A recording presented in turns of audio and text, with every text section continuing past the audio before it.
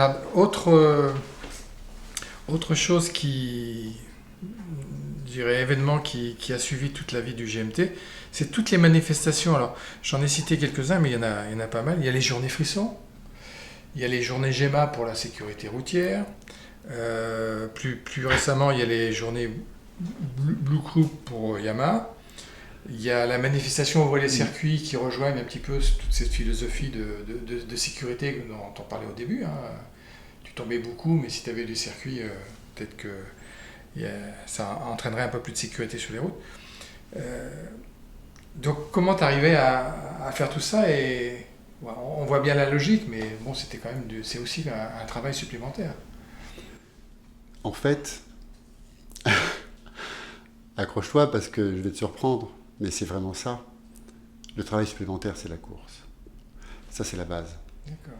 S'il n'y a pas ça, s'il n'y a pas le travail en direction des autres, s'il n'y a pas les questions de sécurité routière avec, c'est plus GEMA maintenant, c'est attitude prévention, on va le faire au salon de la moto, là, je suis en ce moment, juste avant que tu viennes ce matin, j'étais en relation avec les collèges et lycées d'Ivry, de Gentilly, pour amener des classes tous les jours au salon.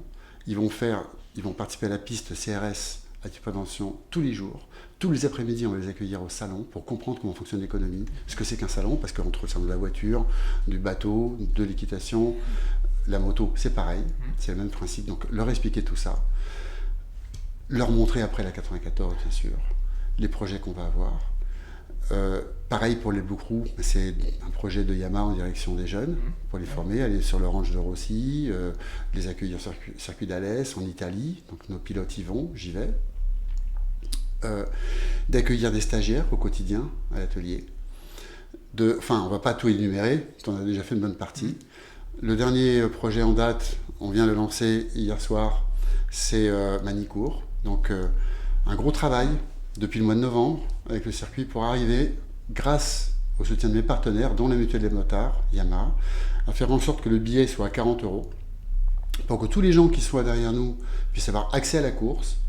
Parce que je suis intimement persuadé qu'à 65 € plus 25 € le paddock, donc 90 € le billet, il y a beaucoup de gens que ça écarte de la course.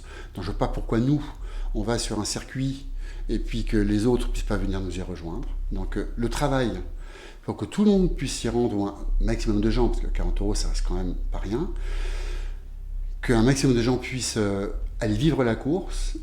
Je pense que c'est important. Et puis puisqu'on le demande d'y aller, soyons-y présents. Donc on sera présent dans le village à des moments. Il y aura un groupe d'une centaine de personnes, plus encore 150 qui vont avoir accès au paddock avec nous, visite du box. Tous ceux qui ne pourront pas avoir accès à ça, on va se déplacer dans le village avec Corentin Perrolari, Nicolo Canepa nous donnera un coup de main, si Eric de Seine est là-bas, c'est sûr qu'il nous suivra. Il y aura d'être avec les gens. Enfin, on n'existe pas sans eux. Donc, pour moi, la course c'est après. Combien de fois je viens à l'atelier, en réunion, et que là on est dans nos problèmes, préparation de pistons, de culasse, de moteur, etc. Et puis qu'on a aussi une exposition de moto, au fond, la moto au salon de Milan, après elle doit aller à Cologne, après elle doit aller en Angleterre, après elle revient en France. Et puis en France j'ai 2 expos en même temps, parce qu'il y a pour Cologne, et puis il y a pour le salon de Paris, et puis... Et là, on est là, puis que des fois, les mécaniciens, ils me disent, oui, non, mais là, Christophe, et là, et nous, nos pistons. Non, mais ça, c'est après, ça. Là, si on n'est pas présent sur ces moments-là, ce qu'on fait ne sert plus à rien. Tout de suite, ils le recomprennent parce qu'ils sont à fond avec moi. Il faut de temps en temps simplement se le rappeler, parce qu'on peut vite tomber dans le piège de se dire que le plus important, c'est la course. Mais le plus important, c'est ce que peut apporter la course. D'accord. Alors, on a parlé du circuit Carole. Alors, il y a un moment symbolique du circuit Carole, c'est le record du Tour de David sur le circuit Carole. Au-delà du record lui-même, je pense que, comme je l'ai dit, c'est très symbolique quoi, de faire ce record sur ce circuit. C'est vrai qu'on n'en a jamais parlé, mais tu as tout compris. L'intérêt de faire ce record, c'était pour assurer la promotion du circuit Carole. Parce que trop de pilotes français, c'est un paradoxe, disaient ouais, mais Carole, c'est pas un circuit, il fait 2 km. Je me rendais compte, c'est un circuit, on a déjà des problèmes pour rouler. Vous vous plaignez d'un côté qu'on manque de courses. Là, on a un circuit qui peut faire 1, voire 2 courses de championnat de France par an. On va quand même pas s'en priver. Ouais, mais c'est un circuit pour les mobylettes, pour ceci, pour cela. J'ai puis les motards. C'est gratuit le samedi et le dimanche. S'il n'y a pas de compétition de haut niveau à Carole, quelle est la valeur du circuit ? Et avec Jacques Boll, la fédération m'a aidé sur ce projet-là, parce que c'est eux qui m'ont validé, tamponné, il faut que ce soit officiel. Bon. Mais en disant, je voudrais qu'on fasse ce record pour démontrer en France, à tous les motards français, que c'est un grand circuit, que c'est avec une moto puissante qu'on fait des records et pas des mobylettes. Même si j'ai tout le respect pour les mobylettes, hein. C'est juste pour dire que c'est pas, on va pas fuir Carole parce que c'est pas un circuit pour nous. Donc c'est un circuit pas que pour les mobylettes. Et donc c'est important de donner cette envie aux motards d'aller à Carole et de donner envie à l'organisateur Marc Mottret, qui donc a pris la suite en organisant le championnat de France avec la fédération pour qu'il y ait un retour au championnat de France à Carole, un circuit de plus pour le championnat de France. Et je pense que les pilotes ne s'en plaignent pas. Et aujourd'hui, tout le monde court après ce record de David, et c'est super. Bon, Kenny Forêt s'en approchait. Hein. Ouais. Là... Et pour être sincère, pour être vrai, dire que la performance de Kenny Forêt est supérieure. Parce qu'il l'a fait en condition de course, en passant pas beaucoup de pneus. Nous, quand on l'a fait avec David, c'était en passant des pneus de qualif les uns sur les autres, pour vraiment atteindre le maximum. Donc on l'a fait dans des conditions idéales, même si le modèle datait, parce que c'était le modèle 2014, donc je crois qu'on l'a fait en 2013, me semble-t-il. Le record tient toujours, mais donc c'est avec l'ancien modèle. Donc maintenant, je pense que si on y retourne, ça va en dessous des 59. Mais ce qu'a fait Kenny Forêt en 59,7, là, c'était le record en championnat de France. Ouais, en course. Ouais, record. Et donc on va s'approcher de cette barre. Mais ce ne sera pas à nous de retenter. On l'a fait, ça peut donner de l'élan aux autres. Et ce qui est intéressant, c'est que à ce jour, sur notre chaîne YouTube, sur tous les films qu'on a pu passer, des victoires aux 24 heures du Mans, des victoires au Bol d'Or, le record de vues, c'est le record de Carole. Oui, comme quoi. Mais ça intéresse tous les motards. Ils y vont le dimanche. Alors là, eux, ils savent. Le motard qui va le dimanche à Carole, il sait ce que ça veut dire 59,4. Oui, c'est vrai. Alors, je voudrais terminer avec quelque chose qu'on a évoqué en début d'interview. La passion de la musique que tu as rencontrée à l'âge de 5-6 ans, mais qui s'est transformée petit à petit. Du classique, tu es passé au rock'n'roll. Alors, on va passer des photos de gens que tu as côtoyés. Bon, je te connais bien, c'est aussi important, voire peut-être plus important, certains concerts que tu as fait, notamment avec Trust, avec des gens comme ça, je pense. C'est pour moi d'avoir fait de la moto. Bon, en fait, pour revenir au début, si tu veux, c'est vrai que ce qui me plaît, c'est d'abord de faire de la moto. Hein, c'est d'être sur ma moto, ma MT10, là, quand je la prends. Ça ne peut pas remplacer toutes les courses que j'ai pu faire. Ça ne peut pas remplacer ça. Et la musique, j'ai parlé dans mon enfance qu'effectivement, je ne connaissais pas la musique, parce que pour moi, le piano, c'était technique. Il n'y a pas d'émotion. L'émotion de la musique, je l'ai ressentie très fort à l'adolescence, avec les premiers Pink Floyd, et puis surtout Téléphone, et puis Trust qui est arrivé. Et puis dans la foulée, évidemment, ACDC, etc. C'était vraiment... j'ai presque envie de dire que je suis né au niveau de ma sensibilité musicale avec ces groupes. Et j'étais boulimique de ça. Donc j'allais vraiment voir tous les concerts, et puis tous les Judas Priest, etc., etc., etc. Et puis j'allais au festival du rock, il y en avait plein, Choisis le Roi, partout. Il y avait Trust d'ailleurs avec des groupes français, Warning, Satan Joker, etc. Et un jour, Elie Ben Ali, qui était l'organisateur des concerts pour le Bol d'Or, je l'ai rencontré, il est venu me voir, et on a parlé musique, il m'a dit « Moi j'aurais rêvé d'être pilote ». Et lui, il était au contact des Motorhead, Iron Maiden, Trust et compagnie. C'était le gars qui les emmène sur le Boulder, là. Et donc, très vite, j'ai pu être en relation avec eux parce qu'il leur disait, nous, il y a un pilote, parce que j'étais pilote à ce moment-là, il y a un pilote, il est fan de rock, ça serait cool de passer au box. Donc, il les ramenait à chaque fois au box. Ouais. Et puis, comme ça, je suis venu à sympathiser avec quelques-uns. Des émotions fortes, hein, quand vous avez Lemmy Motorhead dans votre box, à discuter le samedi matin, du warm-up, etc. Et puis Nono. Et j'ai rencontré Norbert Krief, donc le guitariste de Trust, juste avant les 24 heures. C'est donc Elie Ben Ali qui m'a dit tiens, je suis invité chez lui, je dois faire je sais pas quoi chez lui. Et on y va. On est allé là-bas et là on a passé un bon moment. Il y avait son fils d'ailleurs, avec qui il joue là en ce moment. Et David, Sparte. Et après, j'ai gagné 24 heures. Alors là, il était tout content, un téléphone, tout ça, voilà. Puis après, on est champion du monde. Et là, il y a eu, c'est de là que tout s'est déclenché. Champion du monde en 2004. La ville d'Ivry a organisé dans mon dos, je ne savais pas, une grosse fête, mais un truc énorme. À le Nils Gosna, c'était énorme. Il y a une grosse scène, il y avait... Et donc, il y avait beaucoup de monde. Et sans que je sache, donc il y avait cette grande fête. On était à la team, à un moment donné, on est sur scène, récompensé, il y a les gens, tout ça, il y a la fête. Puis à un moment donné, je discutais avec le président du conseil général, Christian Favier. Et je vois, sur la scène, quand il y avait une grande scène qui était montée, sur la scène, waouh, Nono. Et puis donc un batteur, un fou d'ailleurs, qui était là.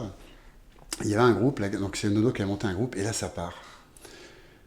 Et je dis à Christian Favier, mais c'est Nono, c'est le guitariste de Trust, truc de fou. Et puis à un moment donné, ça s'arrête. Et là, Nono m'appelle.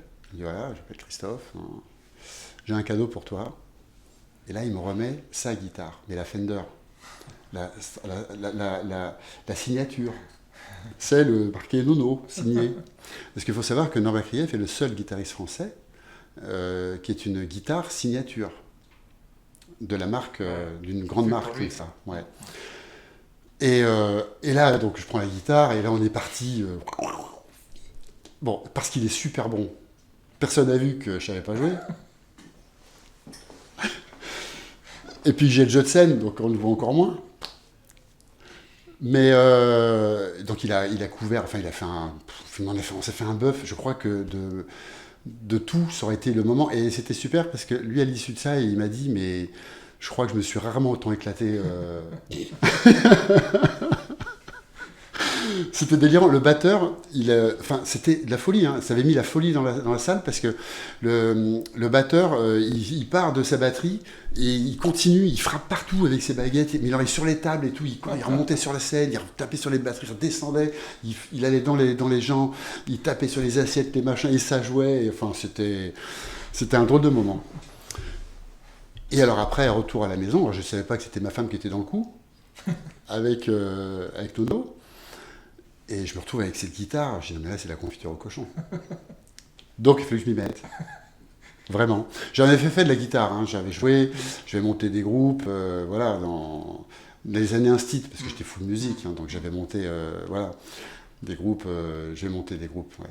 On faisait du AC/DC, etc. Donc là, Mais donc là, je m'y mette un peu mieux, et puis du coup c'était super, parce que j'ai pu me retrouver effectivement à jouer d'abord à Hard Rock Café tous les mois à peu près, avec un groupe Gel Band, puis Satisfaction, enfin on faisait des Rolling Stones, on faisait du métal, enfin pas mal de choses.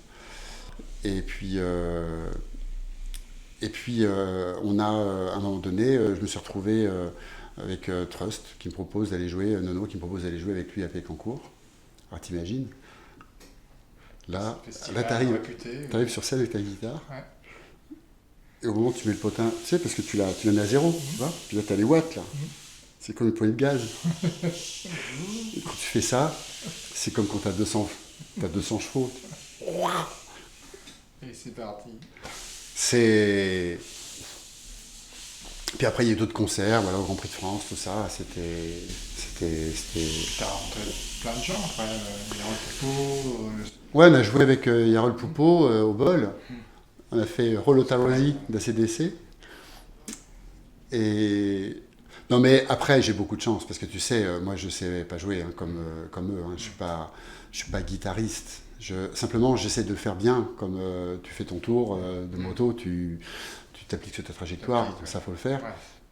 Il faut être carré sur la rythmique, sur le. Voilà. Mais d'avoir. Enfin, c'est comme si, tu vois, c'est comme quand t'es à côté de Marc Marquez, tu vois, quand t'es à côté de Norbert Krief ou de Yarol Poupeau. T'es avec Marquez, avec Rossi, t'es là. Alors tu sais piloter un peu, tu vois, voilà. Mais bon, tu n'iras pas jouer. Tu leur fais pas l'intérieur. T'essayes même pas. Puis la guitare GMT. Sur l'histoire de la Gibson. Oui, Alors ça, c'est une drôle d'histoire. Ça vient au départ d'un photographe qui s'appelle Alex Mitram, qui est un peu le Stan Perec hein, de la moto. Enfin, un peu beaucoup. D'ailleurs, il est dans tous les grands concerts de métal, les Maiden, les Judas Priest, les Metallica, il est là. Après, dans Paris, il traîne toujours Black Dog, le café métal de Châtelet. Bref, on a quelques lieux communs qu'on aime bien. Et puis, il était là, il était sur un concert qu'on faisait avec GL Band au Hard Rock Café. Il y avait plein de monde. Il y avait Eric Bamy, il y avait Paul Person. Eric Bamy, c'est la deuxième voix de Johnny Hallyday qui est décédé il n'y a pas longtemps. Et là, Alex Mitram, il fait plein de photos. Et bon, je sais pas bien jouer, mais le jeu de scène, moi, c'est mon truc. Quand je joue, j'adore. Voilà, je me sens plus près d'un Gunchung que des ZZ Top. Et là, Alex, il a fait des photos. Alors là, il m'a mis à côté de plein de trucs. Donc, il m'a mis à côté d'Ankunsung d'ailleurs. Hein. Il y avait Lemmy, il y avait tout ça. C'était incroyable sur son site qui s'appelle d'ailleurs nrv.com. nrv.com, c'est site de métal, photos, etc. Et il y a d'ailleurs un magazine NRV Métal, etc. Et là, du coup, on rencontre le patron de Gibson ce soir-là. Et il dit, mais lui, alors lui, il m'a pris pour un bon guitariste.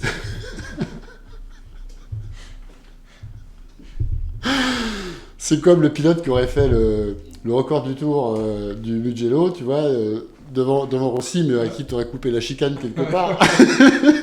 Et personne n'a rien vu. Et là, il me dit, ah, faut qu'on fasse un truc, etc. Et donc, on est parti sur un truc où donc j'ai eu une guitare. Il a autorisé à ce que se lance une guitare GMT 94 répliquée à Gibson. Donc, c'était un super moment. Et cette guitare-là, c'est chouette parce qu'il y a eu des groupes qu'on jouait avec, comme Crucifer Barbara au bol, groupe de métal suédois. Et voilà. Ouais, super. C'est génial. Bah, merci Christophe pour toute cette rétrospective de ta carrière. Un très grand plaisir d'avoir fait cette interview. Et à titre personnel, un très grand plaisir d'avoir pu participer à une petite partie de l'aventure du GMT 84. Ah bah une grande partie, en particulier Albi, et puis la partie histoire, et puis la partie avec Bruno Bonnehuile, dont tu es le parrain, on peut dire, de cœur hein, depuis le début. Et puis Albi, on ne va pas parlé, mais c'est toi qui as mis aussi ce trophée Bruno Bonnehuile pour récompenser tous les pilotes qui ont de la méthode, de l'engagement. Voilà. Et donc qui a validé, bien entendu, sa fille Ludivine. Puis la Fédé aussi. Et la fédération. Donc c'est quand même, oui, une belle histoire. Et Bac 70, c'est du lourd. Merci Christophe. Merci pour tout.